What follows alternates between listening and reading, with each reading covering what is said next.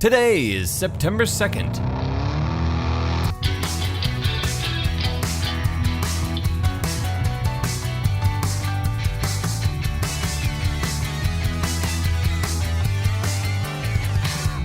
It's the 246th day of the year, and this is the On This Day podcast. On this day in 1901, Vice President Teddy Roosevelt gives a speech at the Minnesota State Fair. The speech is called National Duties, and in it he references a proverb he's fond of, saying, quote, "A good many of you are probably acquainted with the old proverb, 'Speak softly and carry a big stick. You will go far.'" This is not the first time Roosevelt uses the adage, "Speak softly and carry a big stick."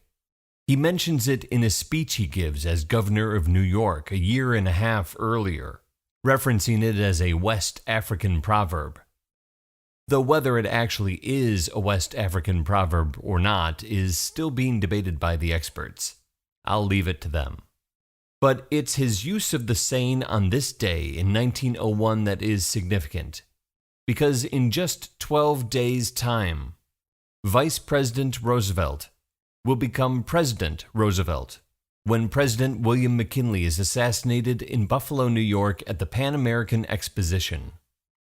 After Roosevelt is sworn in as president, his favorite motto not only becomes his catchphrase, but it becomes his guiding ideology: big stick diplomacy.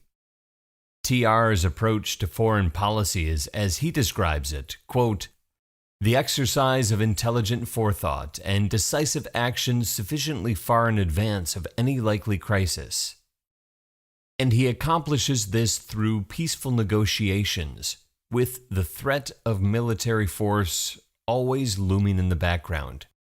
Whether it's muscling the Panama Canal into existence, negotiating peace between Russia and Japan in 1905, or strong-arming Cuba into compliance with American interests there in 1902, after the Spanish-American War but before the U.S. withdraws its troops from the island. One item Roosevelt makes Cuba agree to is to sell or lease to the U.S. sites for coaling and naval stations. The following year, in 1903, Theodore Roosevelt's administration leases 45 square miles at Guantanamo Bay, Cuba, for a U.S. naval base, courtesy of big stick diplomacy, inspired by Teddy Roosevelt's favorite aphorism, which he uses in his speech at the Minnesota State Fair on this day in 1901. "Speak softly and carry a big stick, and you will go far." On this day in 1969, the first ATM dispenses cash in America to customers at Chemical Bank in Rockville Center, New York, on Long Island. A lot of people lay claim to having invented the ATM. In 1960, inventor Luther Simjian comes up with a machine he calls the bankograph, which accepts deposits 24 hours a day. The machine also takes a picture of the deposit, which gets printed on the customer's receipt so they know that it's been deposited. The bankograph, though, doesn't really catch on. Scottish inventor John Shepherd Barron comes up with the idea for a cash dispensing machine, similar to a candy vending machine. It's an idea that comes to him while he's taking a bath. I do my best thinking in the shower, so I get it. In 1967, Barclays Bank in London agrees to give Shepherd Barron's machine a try. His cash machine, that's what we call it in Buffalo, the cash machine. His cash machine uses a PIN number to identify the customer. Since the plastic card with magnetic strip doesn't yet exist at the time, Shepherd Barron's automated teller machine instead uses a paper voucher with the pertinent information written on it, in ink made with the radioactive isotope carbon-14.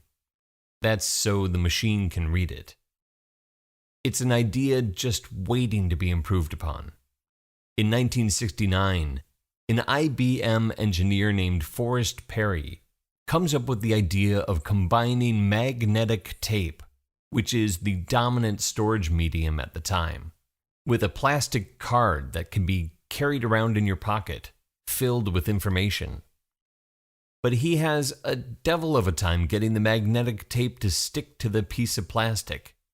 Perry tries every adhesive he can get his hands on, until his wife suggests he just iron the thing on and melt the tape to the plastic.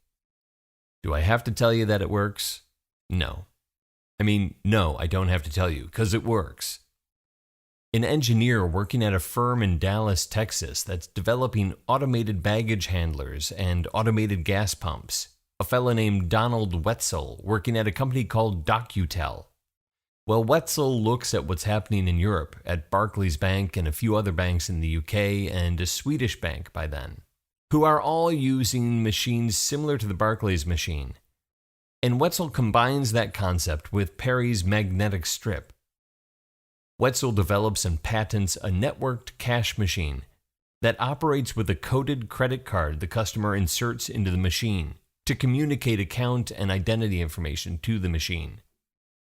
And on this day in 1969, the automated teller machine, the ATM, goes live in Rockville Center, New York, and spits out its first wad of cold, hard American cash.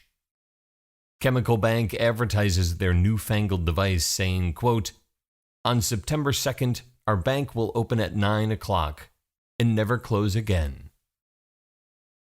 Nowadays, there are a couple million ATMs all around the world, with a new one reportedly installed somewhere every 5 minutes.